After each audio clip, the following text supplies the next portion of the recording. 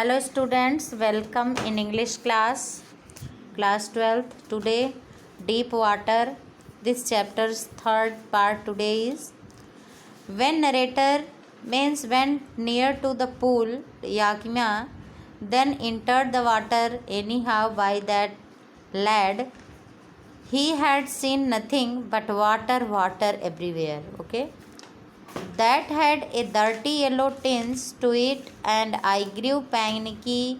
I reached up as if to grab a rope, and my hands clutches only at water. Means narrator was skinning and there inside the water, only water everywhere, and he was searching a rope, but he getting nothing, only water. I was suffocating. Means narrator feeling suffocation inside the water and tried to yell but no sound came out. किधर से भी कोई आवाज़ नहीं आ रही थी. वो चिल्लाना चाह रहे थे लेकिन आवाज़ निकल नहीं रही थी. Then my eyes and nose came out of the water but not my mouth. आंखें बाहर आ गई पानी के और उनके नाक आ गई, लेकिन उनका मुंह जो है वो पानी तक ही था, इसलिए वो चिल्ला के किसी को बुला नहीं पाए. Next, I twirled at the surface of the water, swallowed and choked. Means water again was going inside his mouth and he was swallowing. I tried to bring my legs up. वो चाह रहे थे कि उनके पैर ऊपर आ जाएं, jump कर रहे थे इसलिए. But they hung as dead weights, paralyzed and rigid.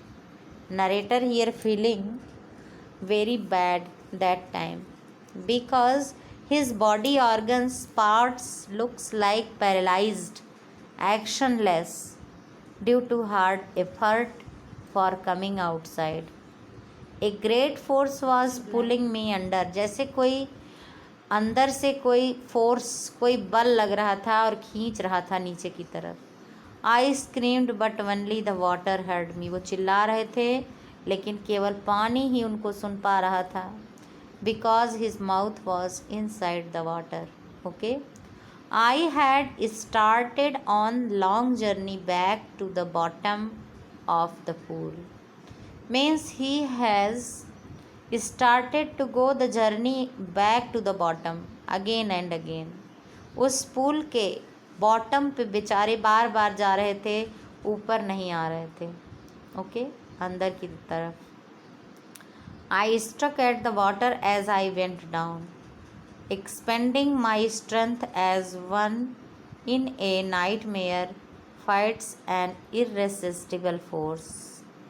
Narrator here expresses that he want to come upside the water, but in spite of coming upside, he was going downside, and expending means all the strength he have expend there, but got nothing, and he seems like looking the nightmare inside that, and I lost all my breath. ऐसा लग रहा था कि उन्होंने अपनी सांसें खो दी हों. My lungs ached. उनके लंग्स में दर्द होने लगा. My head throbbed. I was getting dizzy. और गले में जैसे थ्रोटिंग होने लगी. And he was feeling getting dizzy spells. चक्कर आ रहे थे. But I remember the strategy. I would spring from the bottom of the pool and come like a cork to the surface. But he was remembered. He was imagined that he will must come outside from the water and come out of the water surface like the cork. जैसे cork तैरता है, उनको लग रहा था कि वो water surface से उसी तरह बाहर की तरफ आ करके तैरेंगे. Okay, I would lie flat on the water, strike out with my arms and thrash with my legs. Then I would get to the edge of the pool and be safe. Then narrator here expresses about the means overcoming from the water. means he lay flat inside the water, and with the arms he was doing much more efforts, thrashed with the legs also. Then he get the edge, means he was reaching near to edge, किनारे तक पहुंचने का प्रयास किए. I went down down endlessly, लेकिन वो नीचे की तरफ ही चले गए. एंडलेसली मीन्स जिसका कोई अंत ही नहीं हो रहा था. I opened my eyes nothing but water with a yellow glow. उन्होंने देखा तो चारों तरफ कुछ नहीं था, वाटर ही वाटर था जो येलोइश कलर में ग्लो कर रहा था, क्योंकि सूर्य का प्रकाश पड़ रहा था उस पर. Okay. Dark water that one could not see through, means वहाँ पे डार्क वाटर था इतना कि जिसमें कुछ भी दिखाई नहीं दे रहा था. And then sheer stark terror seized me, terror that knows no understanding, terror that knows no control, terror that no one can understand who has not experienced it. I was shrieking underwater.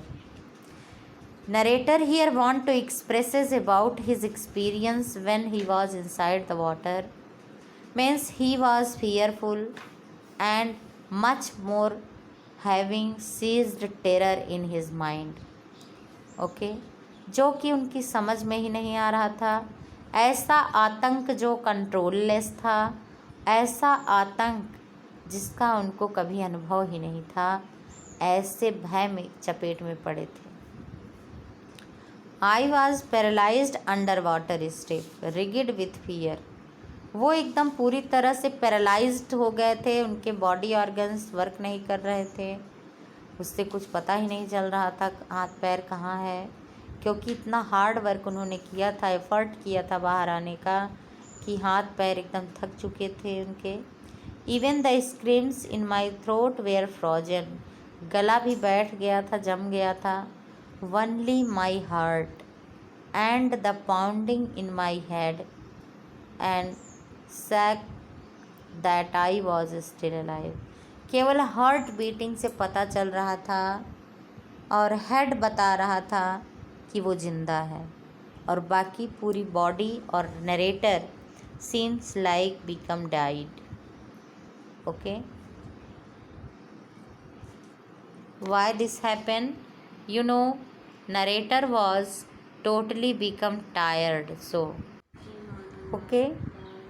And then in the midst of the terror came a touch of reason. Okay, means and then after doing these efforts, terror came again. A touch of reason means he must remember to jump. फिर से उनको याद आया कि उनको jump करना चाहिए. Means narrator here expresses that people should help himself as he could help. Okay.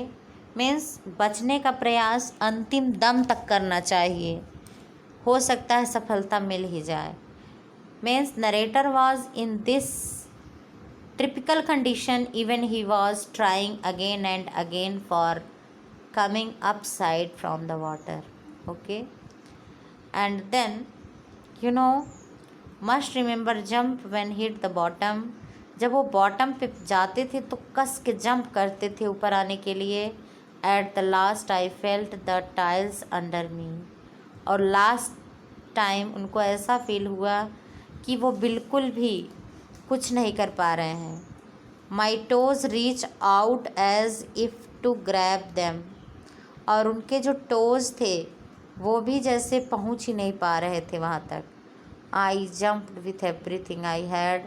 फिर भी नरेटर ने इतना प्रयास किया जंप करने का, जो भी उनके पास करेज था, जो भी कैपेसिटी थी, सबको लगा करके उन्होंने जंप किया. Okay. So students, that's it for today, and next day I will take the next part. Thank you class. Thanks for today. Thank you.